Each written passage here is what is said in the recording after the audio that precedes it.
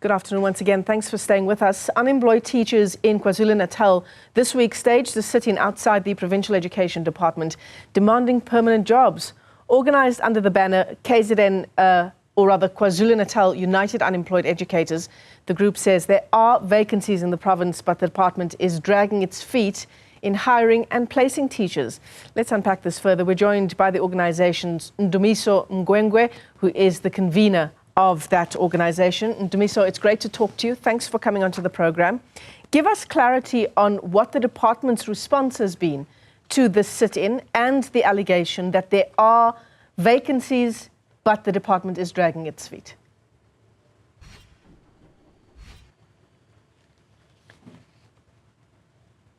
I'm struggling to hear you well, but we are here at Maritzburg since Monday because we, as unemployed educators of KZN, we are from 12 districts here, wanting the department to give what belongs to us, which is giving us the appointment letters to go and work at schools, because they've declared that there are 7,000 posts that are here in KZN. KZN is the highest province with educators and employment. That simply means learners are unattended. They have no teacher that is giving them the quality education that they deserve. So your group has 2,000 members. They're concerned about a whole range of things, but especially around the high level of unemployment among education graduates. These are people who are qualified to fill these positions. Yeah, they're giving us a number of excuses as to why. They're giving us a number of excuses as to why they're not giving us the employment. They are saying the budget is not sufficient. They are speaking of PTN, which hinders them to employ newly qualified teachers. They are saying they have surplus educators, which for us, that one is not true, because we know that it's a fallacy.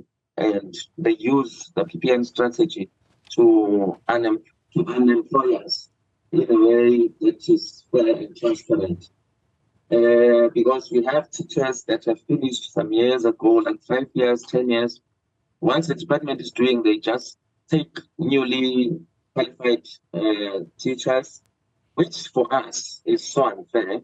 And there's no transparency, because we have that there is bribery, there is favoritism in terms of the female is having an affair, a relationship, a sexual affair, and all those things. They definitely need the transparency. So we are challenging them now to say, let them use the previously used bulletin advertisement of post, let them give a fair chance in terms of they are saying they are focusing on what you call the phases FET in subjects such as maths and science. What we are challenging to the department is that they should make sure that every phase in terms of subjects, as well as what you call the teacher's allocation, because the ratio is saying 1:31. 1 teacher, 31 learners, which for them is not practical, especially to our poor township and rural schools. So what we demand is that if they say there is an insufficiency in funds, they should request money from the National Treasury to ensure that there are sufficient funds to employ teachers. And if there's a need, an urgent need, they should declare education as a disaster. Definitely, if they can do that, money will be sufficient. So, Ndumiso, outside of the stage-in that's being conducted, what will be the next action by your organisation? Can you please repeat again? Outside of the sit-in that's happening outside the Provincial Education Department, demanding permanent employment, what will be the next step for your organisation? Okay, and what we are planning now is to sit with them again, because we had a meeting on Wednesday.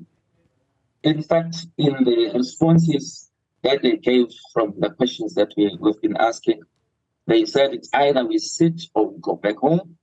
But the mandates that we are carrying as the leadership is that we need the appointment letters, because we know that in our schools there are vacancies, there are kids that are waiting for us to go and teach them. So the step that we are going to take now, we are still staying. That's the first one.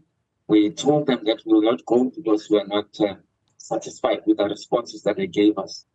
So as we are still sitting here, we are waiting for them to engage again and give them the evidence, because in addition to the tricks that they are playing, they also said that the database is not showing them as to who to employ and when is a person is qualified. So we told them straight that to show them the evidence and prove that they should follow the correct procedures in employing teachers.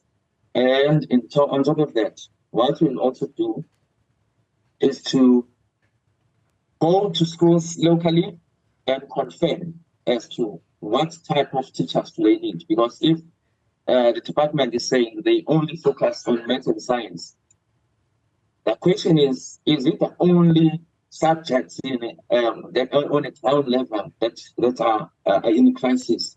The truth is not. It's not the only subject. So what we'll also do with our members that are at home in different districts from entire KZN is that we'll collect that evidence, produce it, and show to the Department of Education officials that what they say is not true, and failing which we'll also engage with STPs, because they are also the people that are responsible for overseeing the progress and the development of our schools. So we'll also engage with them to ensure that the quality of education that our kids are deserving is offered, is given to them. Certainly. Because we simply understand that education is a cornerstone of the development of their families, the country at large. Yeah. So everyone, every stakeholder that has to ensure that there is quality education that's provided will be involved.